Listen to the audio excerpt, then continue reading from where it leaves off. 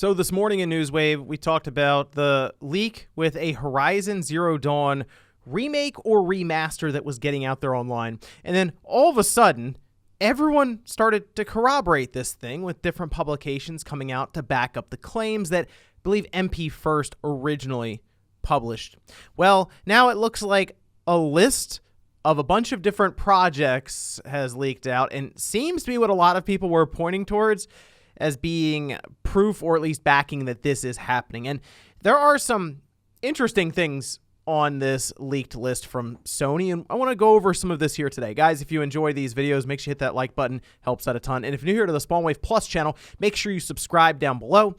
Now, the list itself, I'm not going to put on screen because I'm not really sure, I guess, necessarily if Sony would go around and start copyright striking over this list. It's one of those things I feel like you would see pop up and you would just immediately kind of scroll past it as being a fake list or something there.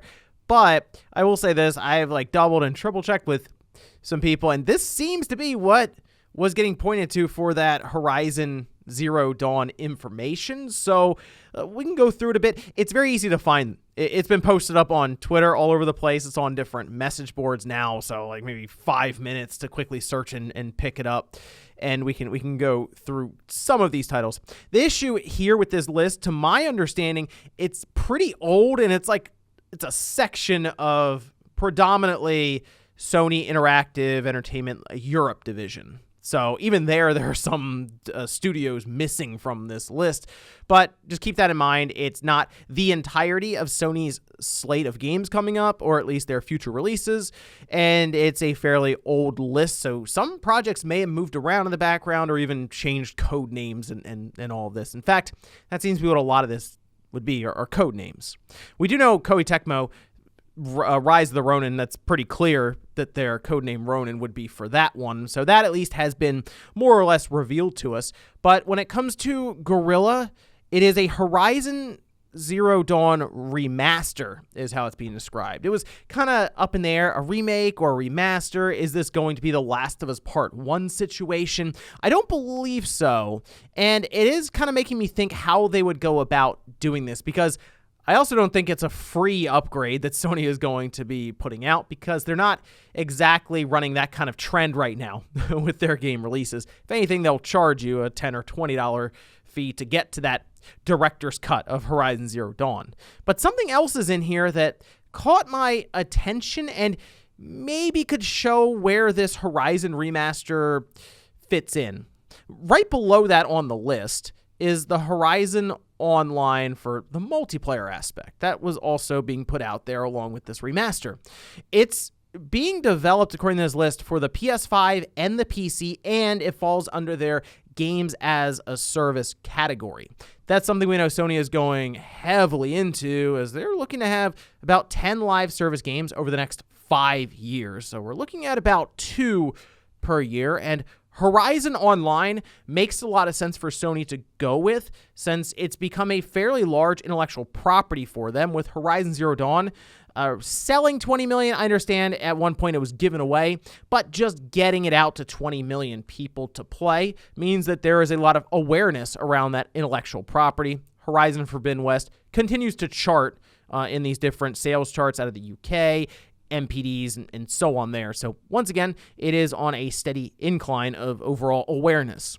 The fact that it's coming out on the PS5 and the PC, already listed here as a games as a service title, does make me think that, yes, it is going to be a day-and-date release on both platforms. Remember, we've been talking about this. The window was going to continue shrinking, and eventually we get to a point where a big first-party game from Sony and PlayStation Studios releases on PC and PS5 at the same time. Games as a service would particularly benefit from this, not as much for a single-player narrative-driven experience Sony likes to put out there. Games as a service games, though, would only be helped by a larger population of players having access to the title, within reason. Like, I don't think Sony's running around trying to figure out how to get it on the Xbox, nothing like that. But because the PC is still seen as this like neutral platform when it comes to Microsoft and Sony, it makes sense why they would put it there, potentially with crossplay. Which brings me back to The Horizon remaster. Let's say the Horizon Online is something they would put out for the PlayStation 5 and the PC. Maybe the Horizon remaster is tied to it in some way, specifically for the PS5, considering PC has many more features when it comes to the graphical options in the game. Maybe they're just kind of tying that together with the online release, and it's something that just comes as the package. You get the Horizon Zero Dawn remaster that's more or less an update for graphical settings, and then the multiplayer is part of that. I'm trying to figure out how this Horizon Zero Dawn remaster works at all, so that's the only thing I can come up with there, unless they really do want to sell it for $70, which doesn't make a lot of sense for this one. So maybe it's a $10 or $20 upgrade. Maybe it's just a package with this multiplayer mode. There's also a listing for Horizon 2 DLC, which I think one of the mocap or voice actors accidentally leaked out not too long ago. And sure, DLC for Horizon Forbidden West makes sense. We had DLC for Horizon Zero Dawn, so I would expect it here as well. And going a bit further here on this list, I noticed that Sumo, who made Sackboy, also has their own listing for Carbon, which is an open world title for the PS5. That's about all we know from what I've seen with that one. And that's kind of the problem with the code names. It's really hard to take anything from them, at least until after the game's released. Sometimes it makes sense then, like Ronin. Okay, well, Rise of the Ronin.